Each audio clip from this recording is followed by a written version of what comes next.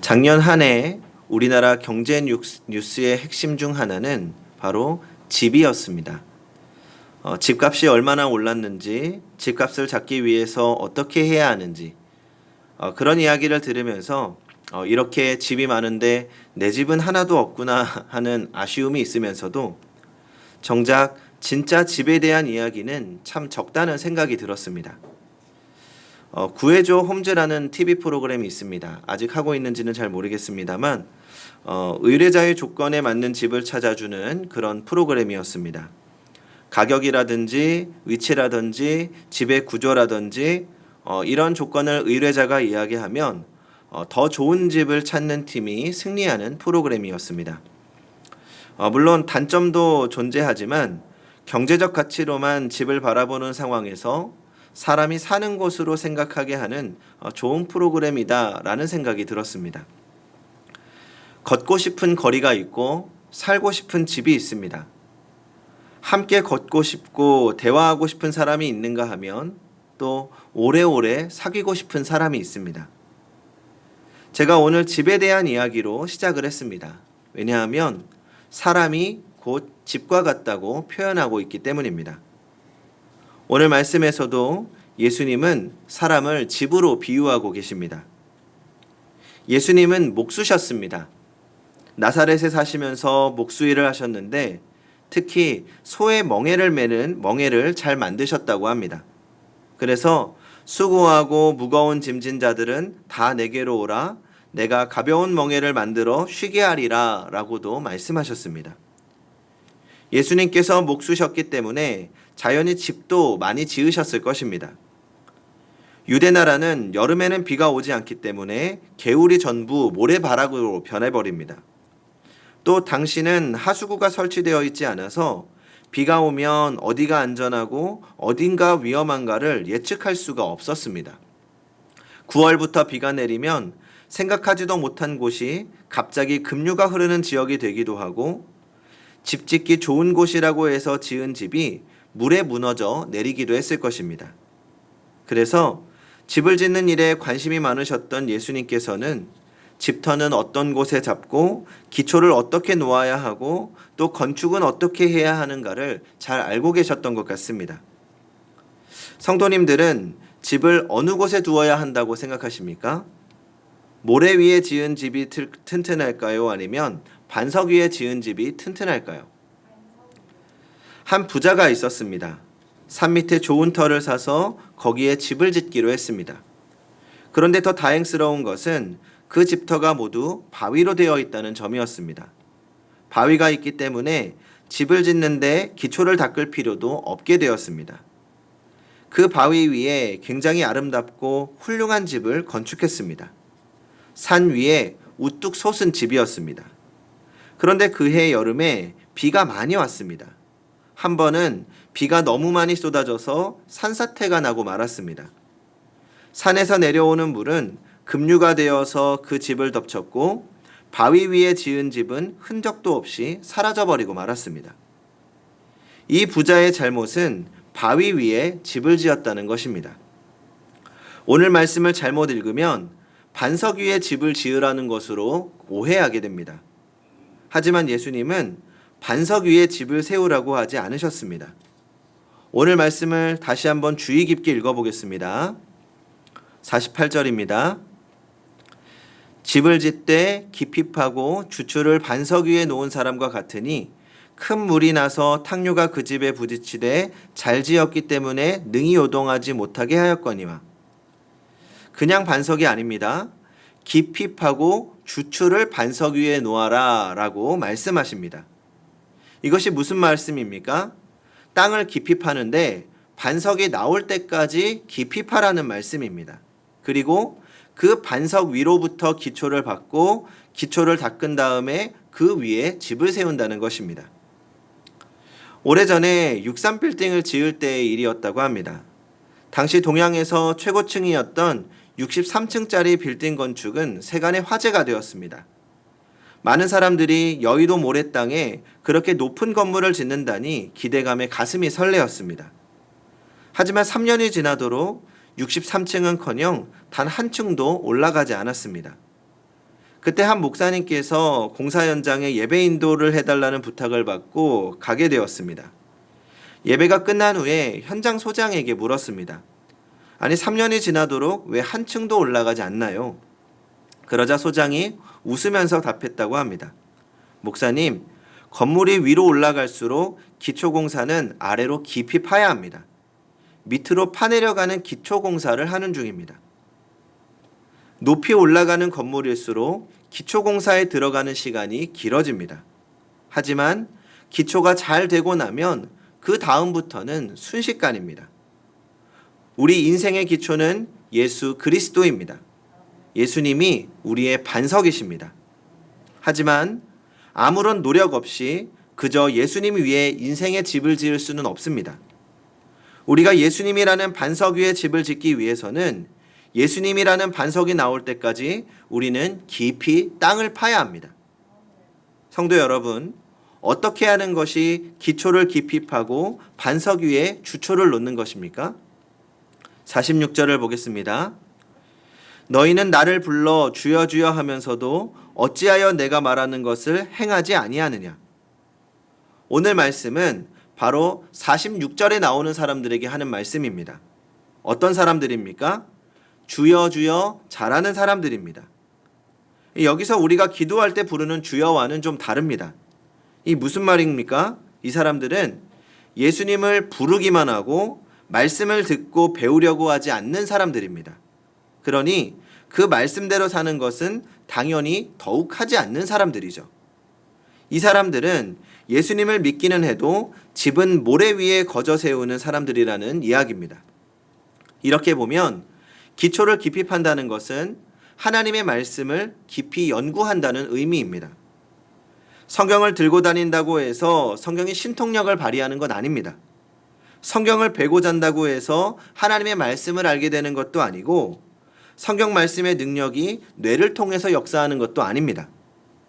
예수님께 가까이 가는 길은 성경을 깊이 파고드는 것입니다. 그래서 하나님에 대해서 바로 아는 것이죠. 작년에 경건 훈련을 앞두고 그 전해 미리 설문조사를 한 적이 있습니다. 우리 성도님들을 대상으로 했는데 기억하십니까? 그 중에서 지금까지 신앙생활을 하면서 성경을 몇 번이나 읽었는지에 대한 질문이 있었습니다. 사실 그 결과가 저에게는 좀 충격이기도 했습니다. 지금까지 성경 통독, 그러니까 성경을 처음부터 끝까지 한 번도 읽지 않았다고 대답하신 분들이 거의 절반에 가까웠습니다.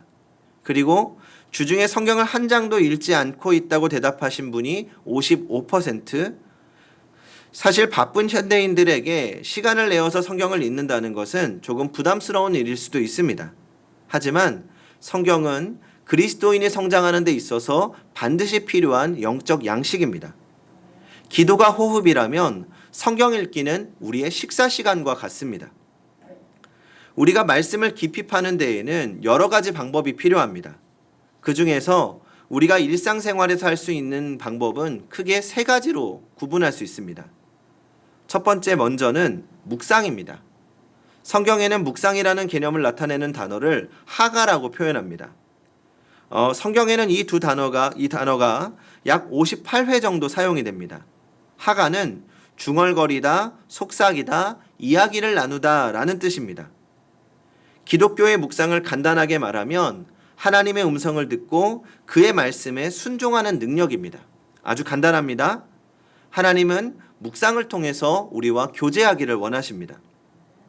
우리는 하나님과의 교제라고 하면 가장 먼저 기도를 떠올리게 됩니다. 나의 원하는 것을 고백하고 나의 힘든 것을 이야기하기도 합니다. 또 기도를 통해서 하나님의 음성을 듣기 위해 노력하고 하나님과 영적인 교제를 합니다. 이처럼 우리는 기도를 통하여서도 하나님의 음성을 듣기를 위해 노력합니다. 하지만 기도는 우리 쪽에서 하나님을 향해 일방적인 기도로 끝날 때가 많습니다. 반면에 말씀은 하나님의 음성을 구체적으로 듣게 되는 시간입니다. 그래서 기도와 말씀이 하나가 되어야 올바른 묵상이 되고 바른 기도가 됩니다. 내가 하나님께 구하는 것이 옳은 것인지 말씀에 비추어 보고 또 하나님이 하시는 말씀에 순종하며 감당할 수 있는 능력을 달라고 기도하게 됩니다. 그래서 묵상이 참 중요합니다. 그런데 묵상을 위해서는 또 어느 정도의 가이드가 필요합니다. 성경책을 읽어가면서 묵상할 수도 있지만 묵상하고자 하는 본문의 맥락이나 핵심 메시지에 대해서 도움을 주는 묵상집을 사용하는 것이 좋습니다.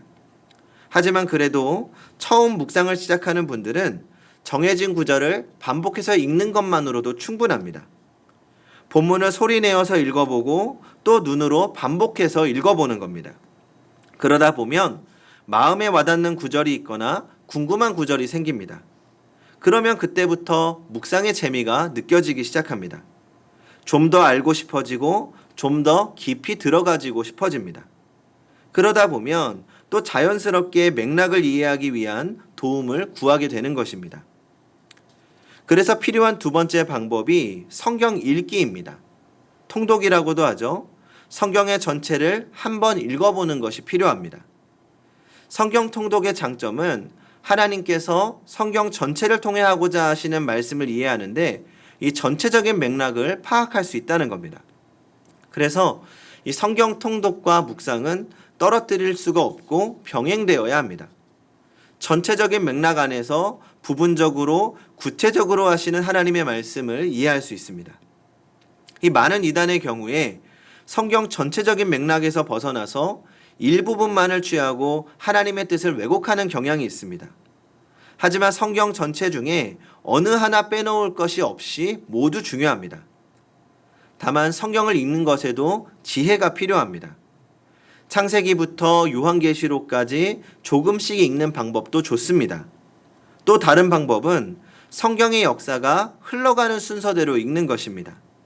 제가 추천드리는 방법은 성경의 역사가 흘러가는 대로 순서대로 읽는 겁니다. 다만 이 방법은 이 관련 서적이나 목회자의 도움이 필요합니다. 그래서 올 한 해 계획 가운데 성경 흐름에 따른 성경 읽기도 시작해 보려고 합니다. 그래서 이 성도님들도 한번 성경 읽기에 도전해 보면 좋겠다는 생각을 합니다. 그러니까 보통 하루에 3장 그리고 주말에 5장을 읽으면 1년에 한 번 성경 전체를 읽을 수가 있습니다. 한 장을 읽을 때 한 5분 정도가 걸리니까 하루에 15분 정도를 투자하면 1년에 한 번 성경을 읽을 수가 있는 겁니다. 하루에 5분만 투자하더라도 3년이면 한 번 성경을 읽을 수 있습니다. 매일 나누어서 읽는 것이 더 힘들다면 차라리 일주일에 1시간 정도를 정해서 1시간을 집중해서 성경을 읽는 것도 좋은 방법입니다. 사실 어떤 방법이 되었든 간에 우리가 그리스도인이라면 그래도 사는 날 동안 성경 한 번은 최소한 읽어봐야 되지 않을까요? 우리가 예수를 믿기로 결심하고 주님을 만나는 그 순간까지 성경을 한 번도 읽지 못했다면 부끄러운 일이라고 생각합니다. 기왕이면 읽는 것으로 끝나는 것이 아니라 우리에게 주신 그 사랑의 편지를 통해 하나님의 사랑을 더 깊이 경험해야 합니다. 그리고 세 번째 방법은 암송입니다. 아마 대부분 묵상과 성경 읽기는 필수적이라고 생각하면서도 암송은 선택적이라고 생각하는 경향이 있습니다. 하지만 암송은 우리 삶에 힘을 주고 변화를 일으키는 아주 강력한 말씀의 기초 공사입니다. 하나님께서 이스라엘에게 명령하신 중요한 교육이 쉐마입니다. 쉐마는 들으라라고 하는 하나님의 말씀으로 시작됩니다. 쉐마는 성경 암송에 대한 하나님의 명령과도 같습니다. 신명기 6장 6절입니다. 오늘 내가 내게 명하는 이 말씀을 너는 마음에 새기고. 당시 성경은 지금처럼 책으로 되어 있지 않았습니다. 그래서 말씀을 전하기 위해서는 반복해서 읽고 또 읽고 묵상하면서 그 말씀 자체를 그대로 외워야 했습니다. 할 수 있는 것은 부분 적어서 손목에 메고 미간에 묻히고 물설주와 문에 기록해서 보고 또 보는 겁니다. 그렇게 머리에 새기고 마음에 새기는 거죠. 외워질 때까지, 마음에 새겨질 때까지 반복하고 또 반복하는 겁니다. 저도 암송의 능력을 경험하기도 했습니다. 예전에 한번 말씀드린 기억이 나는데 어렸을 적에 어두운 밤길이 무서워서 이 어머니가 이사야 41장 10절을 외우면서 다니라고 하셨습니다. 그래서 어린 마음에 그렇게 외웠습니다. 두려워하지 말라 내가 너와 함께함이라 놀라지 말라 나는 내 하나님이 됨이라 내가 너를 굳세게 하리라. 참으로 너를 도와주리라. 참으로 나의 의로운 오른손으로 너를 붙들리라. 어두운 길을 갈 때면 이 말씀을 마치 주문 외우듯이 외우는 겁니다. 그러면 참 신기하게도 이 말씀을 외우는 것만으로도 하나님께서 나와 함께 하시고 손을 잡아주시는 것 같은 그런 느낌이 들 때가 있었습니다. 그래서 자연스럽게 두려움이 사라지는 거죠. 이런 경험뿐만 아니라 말씀이 우리에게 주는 능력은 너무나도 다양합니다. 무엇보다 이 성경 암송은 경건 훈련의 꽃이라고 할 수 있습니다. 성경 통독이나 묵상, 그리고 시간을 내어서 드리는 기도는 별도의 정해진 시간이 필요합니다. 하지만 암송은 언제 어디서나 가능하다는 거죠. 그리고 암송을 하려고 노력하다 보면 하나님이 항상 내 옆에 계시다라는 생각이 들기도 합니다. 힘들 땐 위로가 되고 두려울 때는 용기가 생기고 복잡할 때는 분명해집니다. 그러므로 성경 암송은 보다 경건한 삶을 위해 꼭 필요한 부분입니다. 이렇게 세 가지, 성경 읽기, 말씀 묵상, 성경 암송은 우리가 일상생활에서 말씀을 깊이 파는 방법입니다. 우리가 복잡한 세상 속에서 흔들리지 않는 견고한 믿음을 세우기 위해서는 꼭 필요하고 실천해 나가야 하는 부분입니다. 그리고 이렇게 실천해 나가다 보면 어느덧 말씀이 꿀과 송이꿀보다 더 달콤하다는 것이 경험되어질 것이라고 저는 생각합니다. 성도 여러분, 성경을 아는 만큼 신앙이 자랍니다. 성경 말씀대로 사는 것만큼 우리의 집은 지어집니다. 우리는 말씀 안에서 하나님을 만날 수 있습니다. 하나님의 말씀이 충만할 때 우리 안에 성령이 충만해집니다. 에베소서 5장 18절부터 21절과 골로새서 3장 16절과 17절을 한번 비교해 보겠습니다. 먼저 에베소서 5장 18절부터 21절입니다. 술 취하지 말라. 이는 방탕한 것이니 오직 성령으로 충만함을 받으라. 시와 찬송과 신령한 노래들로 서로 화합하며 너희의 마음으로 주께 노래하며 찬송하며 범사의 우리 주 예수 그리스도의 이름으로 항상 아버지 하나님께 감사하며 그리스도를 경외함으로 피차 복종하라. 그리고 다음 골로새서 3장 16절과 17절입니다.